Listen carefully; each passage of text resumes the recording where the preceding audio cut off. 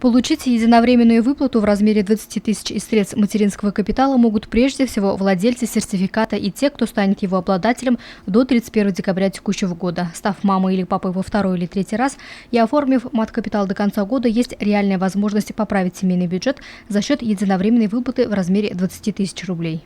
Выплата средств производится в течение 2 месяцев. При себе нужно иметь паспорт, страховое свидетельство, сертификат на материнский семейный капитал и документ с реквизитами счета банка и с счетом получателя. Это может быть справка банка, заявление об открытии банковского счета, сберегательная книжка. Подать заявление на единовременную выплату могут также те владельцы сертификата, которые воспользовались не всей суммой материнского капитала. 950 семей уже воспользовались данным правом.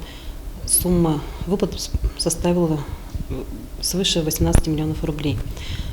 1650 семей еще не воспользовались данным правом. Для того, чтобы посетители не томились в очередях, существует предварительная запись на прием к специалистам пенсионного фонда. Записаться можно по телефону 2 45 21 через официальный сайт управления, также через информат, установленный в клиентской службе. Срок подачи заявления на выплату единовременного пособия ограничен. Сделать это можно до 31 марта 2016 года. Луиза Мустафина, Дамир Хайбулин, Любовь Карпова, телекомпания СТВ.